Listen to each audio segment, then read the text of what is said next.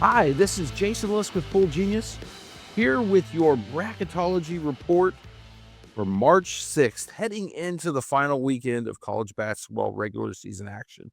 In a lot of conferences, other conference tournaments have begun. We will be finding out the first auto bids who are in the field by this weekend.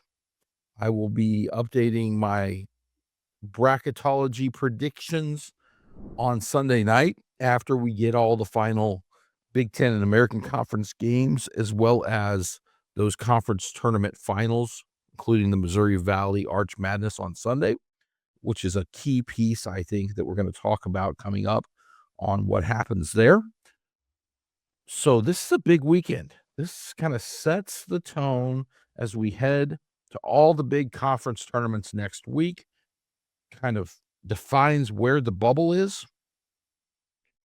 where there could be movement or not, kind of what's in play for conference tournament week.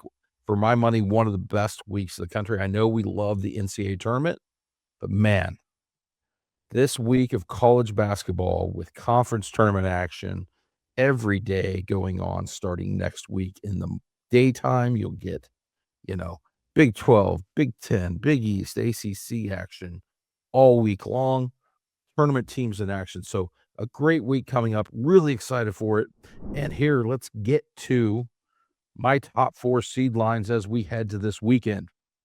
Not much has changed over the last week in my projections. The 1 seeds are holding steady.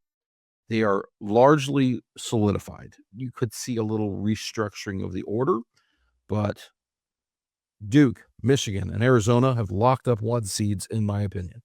There is nothing that can happen that will change that. The question is on that final 1 seed slot. Connecticut has the edge right now. Probably will get that 1 seed as long as they hold serve and don't have like a bad loss or multiple losses from this weekend through the conference tournament action. Florida, in my opinion, is the only team with a realistic chance of getting that other than Connecticut. I think if Florida runs the table,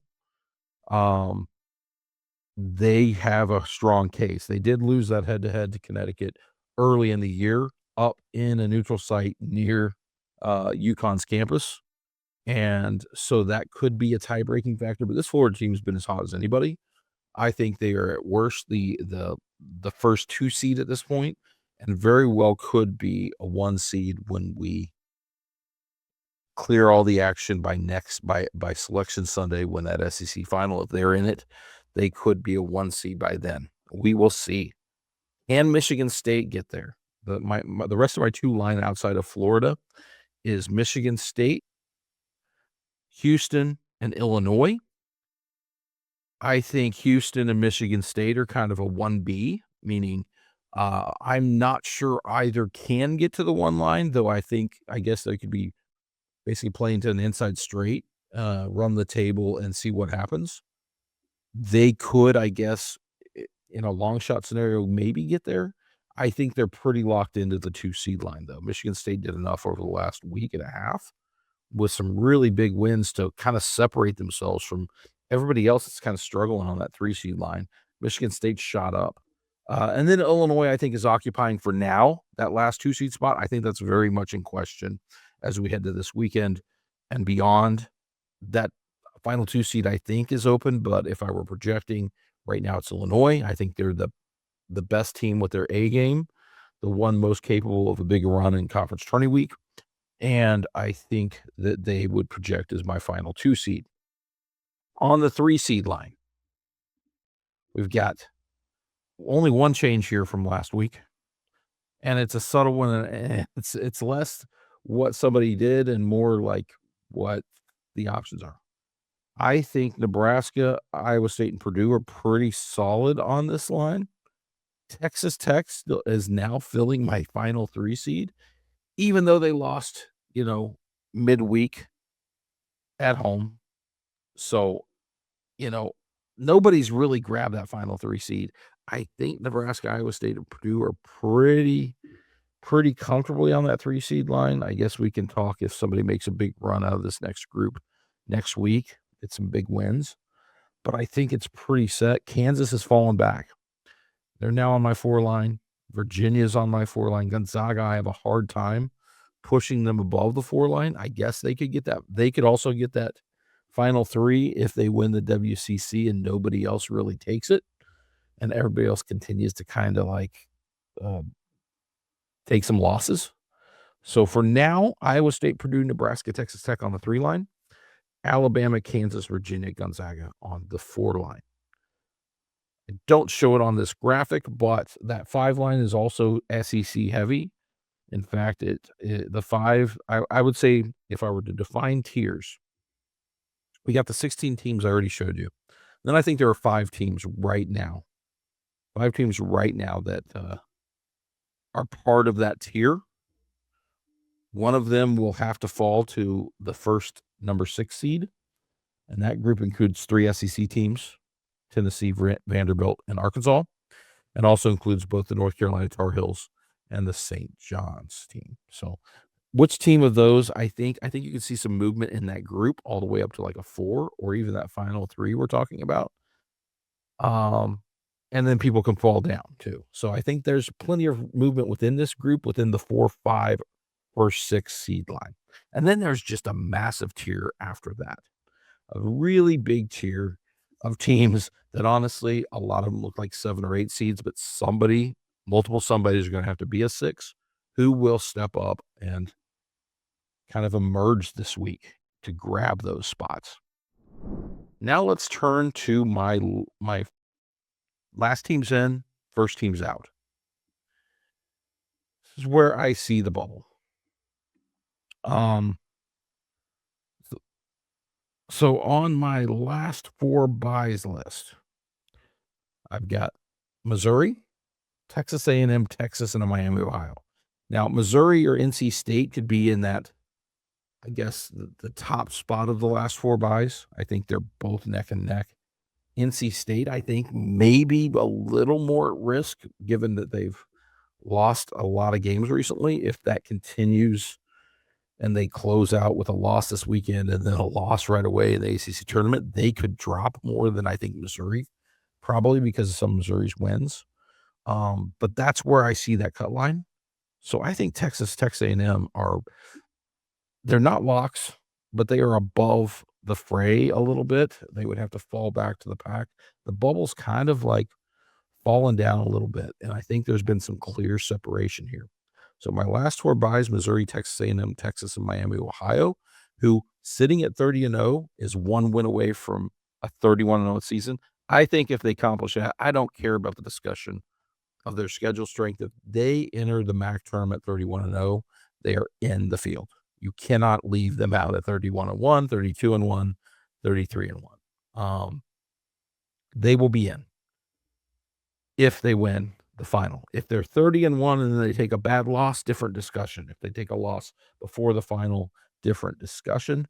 But I think Miami, Ohio is probably in and almost certainly in with a 31-0 regular season. Last 4 in, my actual last 4 in, we've had some shakeup here.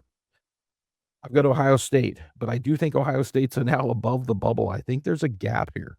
I have Ohio State and Santa Clara. Kind of Santa Clara moving up by default based on what others have done. I've actually got a team that's moved down here. SMU. SMU is at risk a little bit now. The cracks have opened. This SMU team has been, let me pull up what they've done here recently. They're 19-11 overall. They have lost their last 3 at Cal, at Stanford. They lost the California swing. And then they just returned home on Wednesday and lost at home to Miami by 8. They lost at Stanford by 20, by the way. So not just losing, but they did not look good. They gave up 95 points. So this was a SMU team that, if you'll recall, opened conference play with that home win, impressive home win over North Carolina in early January. Sat at 12-2 at the time. Things looked great. Since then, they've gone 7-9 in the ACC. So they're sitting there at 8-9 in the ACC, 19-11 overall, and they have a road game at a Florida State team that is better than their rating overall because they've had a lot of injuries and a lot of lineup changes, and the current version of Florida State is doing the opposite. They're surging. They're obviously not going to be in the tournament, But this Florida State team has won 9 of their last 12 in conference play after an 0-5 start. They actually have a better conference record than SMU. So, SMU sitting here on the bubble, I think squarely on it, like just above it for now. But do not go lose to Florida State or you join the conversation and are probably projecting your way out. So SMU needs to do things over this weekend and beyond.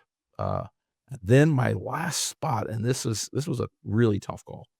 Honestly, I moved VCU up. Um, Based on New Mexico's midweek loss at home to Colorado State, I would have had New Mexico in. They lost that game at home. Auburn, of course, won to get to 16-14 for now, but plays at Alabama. So lots of intrigue right here at the bubble. VCU plays at Dayton on Friday night. So right away, we're going to find out on VCU and the bubble. VCU, that's a big game for them. They are now squarely in the discussion. The reason, by the way, I've decided to put VCU in that last slot is, do I think their bubble case is any stronger than some of the others? I think it's similar, maybe even slightly below in some cases, like by percentage. But they also have the out of being the second favorite to win the A-10 conference tournament and having a decent chance to do that. And so when you add up their chances of being in the tournament as both an automatic and at large, and I do not have them assigned as the automatic bid right now, I've got VCU in as the most likely team from this list to actually make the tournament one way or the other out of this group because they have a higher chance of getting in an auto bid as well as still getting an at large right at the bubble. And so VCU is now my last team projected in squarely on the bubble. Auburn just out. Auburn needs to win. I feel like it's hard to say what the selection committee will do.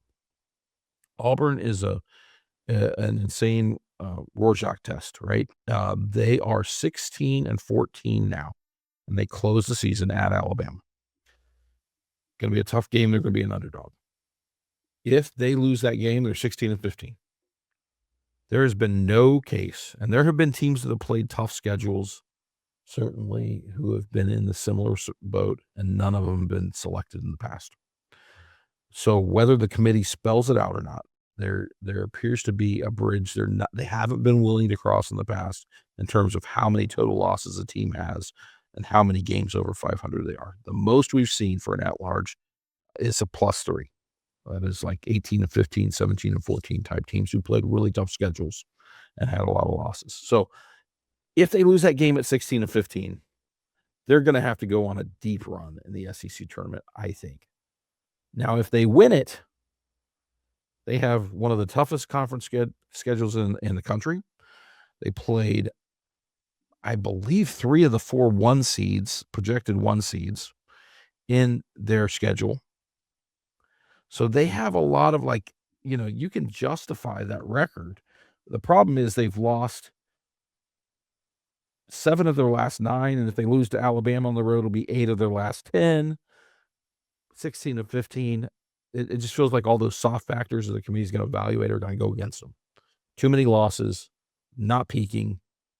Yeah, we know they played a tough schedule, but they didn't do quite enough. And so I feel like that's what they're up against. They need to win this game at Alabama, I feel, to really have a strong chance to walk into that room when the committee starts meeting middle of next week and have them viewed favorably. So big weekend for Auburn, I think.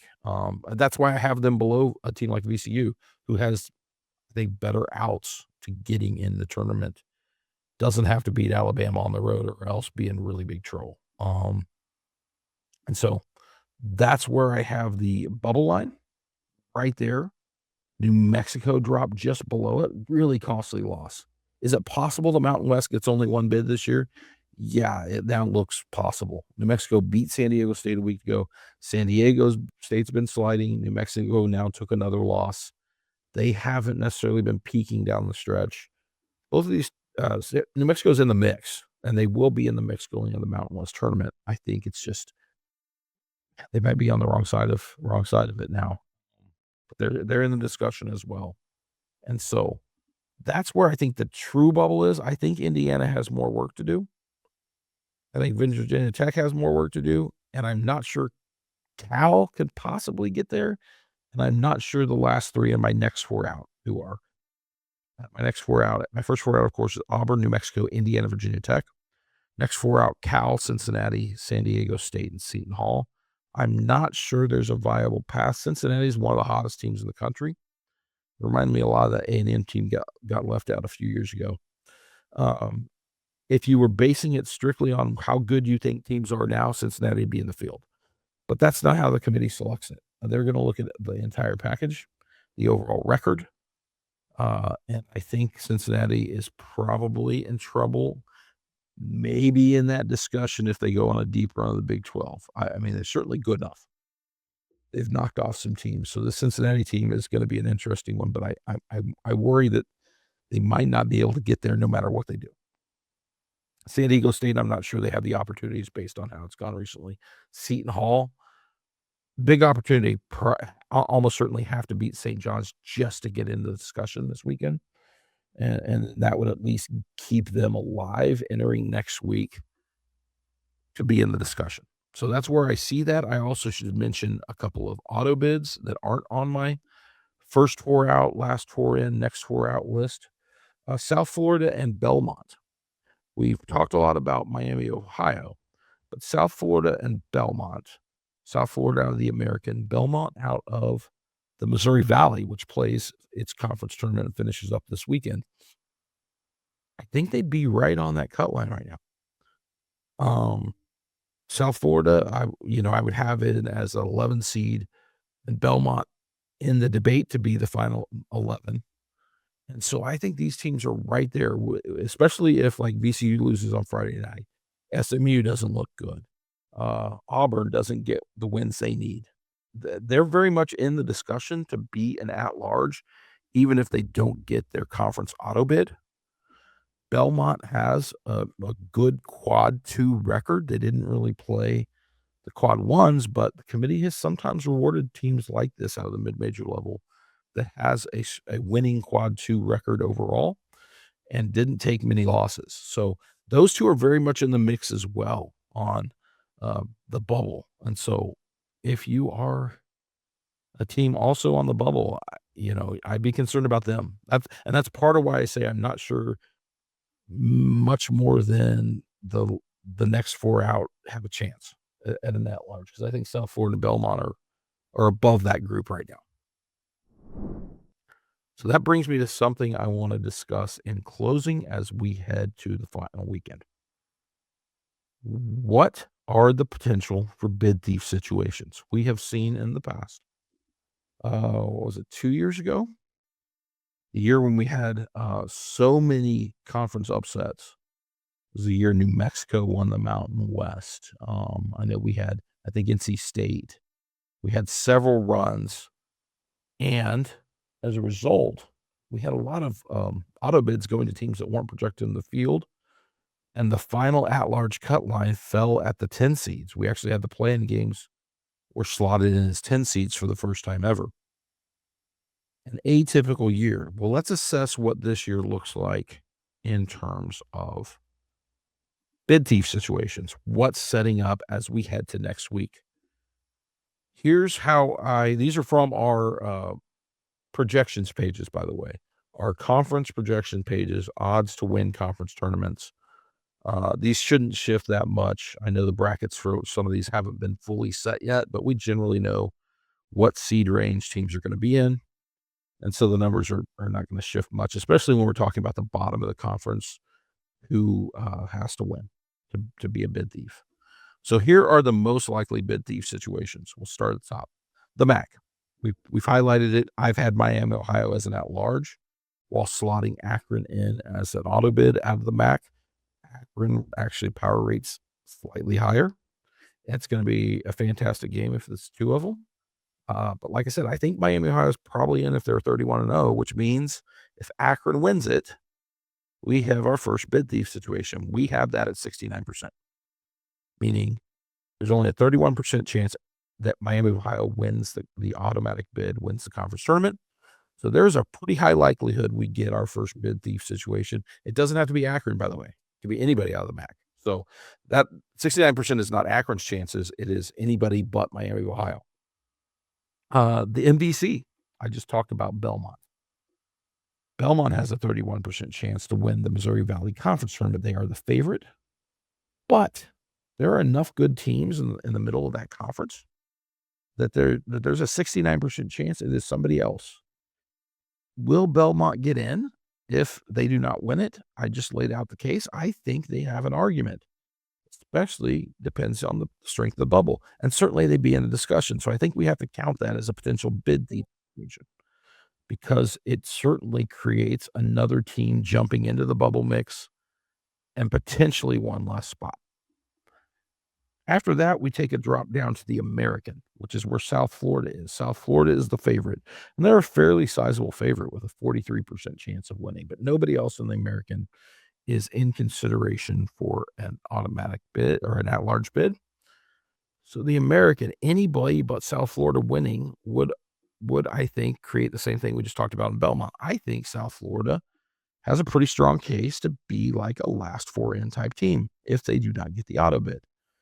And so they would certainly compare at least reasonably favorably with teams that I do have in there right now, Santa Clara's, SMU's, etc. So I think we have to count that. Then we get to the Mountain West. Utah State likely in. New Mexico, I'm counting as among the 50% to win. I am not counting San Diego State. I don't think they can get an at-large. I think they have to win it. I think New Mexico can get an at-large without winning the Mountain West, so I'm not calling them a bid thief. But if anybody but Utah State or New Mexico wins the Mountain West, and we've seen this in each of the last 2 years, Colorado State run last year, New Mexico 2 years ago, 50% chance it happens again. If it's anybody but Utah State or New Mexico, I think we have a potential bid thief situation. Now that bid thief may knock out New Mexico, may knock somebody else out. And then we take a bigger drop down to the A10. I'm currently projecting St. Louis in, VCU right on the bubble. Those teams are fairly heavy favorites in the A10, but there's a 24% chance it's somebody else. And then we get to our power conferences. Really, the only power conference with a notable chance for a bid thief situation is the Big East. And that's because there's only 3 teams projected into the field out of the Big East right now. Connecticut, St. John's, Villanova. Now, certainly those teams look like the class of that conference, and that's why we collectively give them a 91% chance that one of those 3 is the champion. But there is a lurking 9% chance it could be somebody from the Big East besides those 3, which would create that bid thief situation as well. And then you get the ACC at 2%, the Big 12 at 1%, and so you're saying there's a chance out of the SEC, Big 10, they aren't technically 0.0%, but they're less than 1 rounded, because those conferences have so many teams projected in the field, and they're the best teams, and it's not only the top of the conference, but the middle of the conference. There's not that high of a chance that somebody goes on an insane run who wouldn't be in the field anyway out of those conferences. But add all these numbers up, and I've got 2.8. The average number of bid thief situations, 2.8. We can debate which ones are bid thieves truly, but if you come to, I've got one off. So in my bracket, I've got Akron in. So that's one of those. But these numbers would say on average, we're going to get 1.8 more. Well, that would knock VCU out. That would knock SMU out or Santa Clara and have Ohio State just above the cut line. So that's realistically probably where the tournament cut line is somewhere between 2 to 3 more, including the MAC situation. So 2 to 3 more coming off of the top 46, which puts the true cut line closer to Ohio State and Santa Clara and the SMU line than where I'm currently showing it. So just keep that in mind as we head to next week. And that's why I think this bubble is actually, I don't think Auburn, New Mexico, those teams actually have anywhere close to a 50% chance because I think they're going to be impacted by not only that, but the potential that the teams in front of them just solidify. And so that's where I see it heading to the last weekend of the regular season. Good luck to your team if you're right on the bubble. And we will talk to you next week. Check back with us. We'll be working hard on these teams. Check out our bracket picks, which goes live. You can be a bracket pick subscriber, set up your pools come selection Sunday night, and we will be giving you full team note breakdowns, all sorts of things related to the NCAA tournament. So check that out. And if you are in an NCAA Survivor pool, we have an NCAA Survivor product. If you're going to play in any of these NCAA tournament Survivor contests, we break down the paths, what the best route through the brackets are, which teams present certain types of risks. So check all that out. Come back and check us out for our championship week bracketology reports and more as we head to Selection Sunday.